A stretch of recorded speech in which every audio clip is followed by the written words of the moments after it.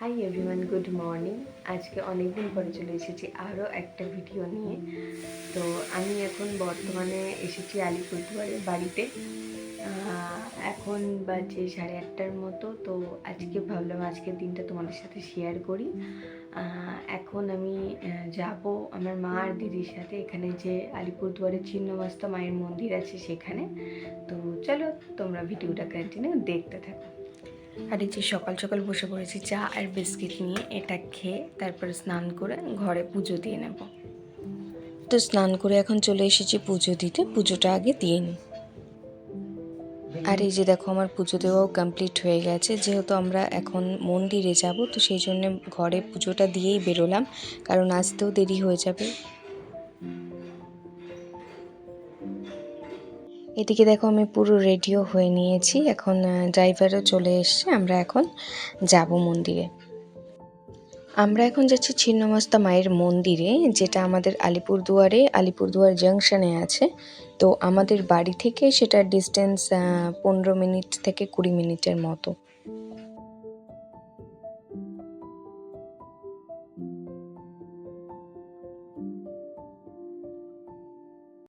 Finally আমরা চলে এসেছি মন্দিরের সামনে। আর আজকে যেহেতু অমাবস্যা, তো মন্দিরে আশা করছি একটু ভিড় বেশিই থাকবে। তো মন্দিরের সামনেই এখানে দুটো দোকান আছে, যেখানে সব পুজোর সরঞ্জাম এরকম ডালার মতো করে সাজিয়ে কেনা যায়। তো সেখান থেকেই আমরা কিনে নিচ্ছি। একটা ডালাতেই এখানে ফুল থেকে শুরু করে ফুল, মালা, ধূপকাঠি, মোমবাতি সব কিছু দিয়ে ওরা সাজিয়ে দেয়।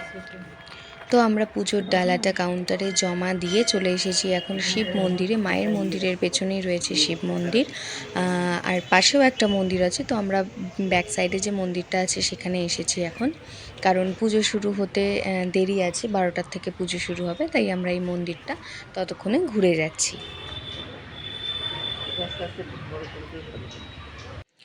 আর এটা হচ্ছে মায়ের মন্দিরের সামনেটা। আমি যতদূর জানি আলিপুরদুয়ারে, নর্থ বেঙ্গলের মধ্যে আলিপুরদুয়ারে এই মন্দিরটা রয়েছে। আর কোথায় আছে ছিন্নমস্তা মায়ের মন্দির আমার ঠিক জানা নেই। তো তোমাদের যদি জানা থাকে আমাকে কমেন্ট করে জানিও। শিব মন্দির থেকে এসে আমরা এখন মায়ের মন্দিরের কাছে বসে পড়েছি। এখন পুজো শুরু হচ্ছে, তো তাই আগের থেকেই এসে বসলাম, কারণ আস্তে আস্তে ভিড়ও বেড়ে যাচ্ছে।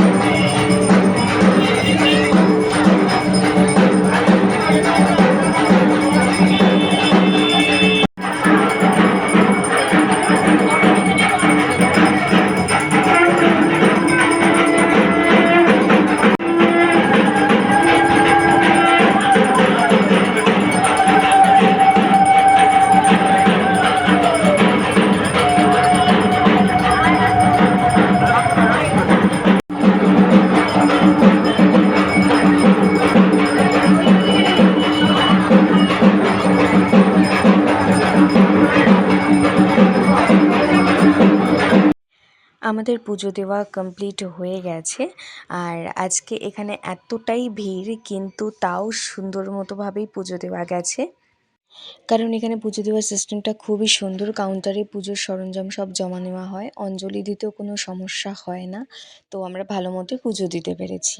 পুজো দেওয়া শেষ হয়ে গেছে, এখন এই আবার কাউন্টার থেকে প্রসাদ কালেক্ট করতে হয়, তাই জন্য মা আর দিদি প্রসাদ কালেক্ট করতে গেছে, আর আমি এখানে একটু বসে আছি। পোশাক কালেক্ট করা হয়ে গেছে আর আমরা এখন রওনাও দিয়ে দিয়েছি। প্রায় 1:30টার ওপরে বাজে, 2টোর কাছাকাছি বাজে। তো এখন আমরা বাড়ি ফিরছি। বাড়িতে এসেই বসে পড়েছি লাঞ্চ করতে, কারণ যেহেতু কিছু খাইনি, খুবই খিদে পেয়ে গেছিলো। লাঞ্চে আজকে আমাদের আছে ডাল আর সজনে কুমড়ো দিয়ে ঝোল আর আলু কোয়াশের সবজি।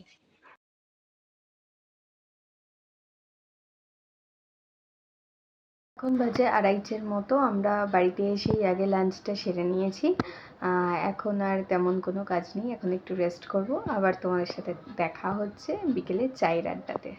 আজকে সন্ধ্যের টিফিনটা একটু আগেই করছি, যদিও বা এখনও সন্ধে হয়নি, বিকেলই আছে। তো মা আর দিদি বাইরে গেছিলো, ওরা সিঙ্গারা নিয়ে এসছে, সেটাই এখন খাচ্ছি। এটার পরে চা খাবো। আমার দিদি এখানে এসে নিয়ে বসে পড়েছে। এখানে আলিপুরদুয়ারে আসলেই সিঙ্গারাটা খাওয়া হয়।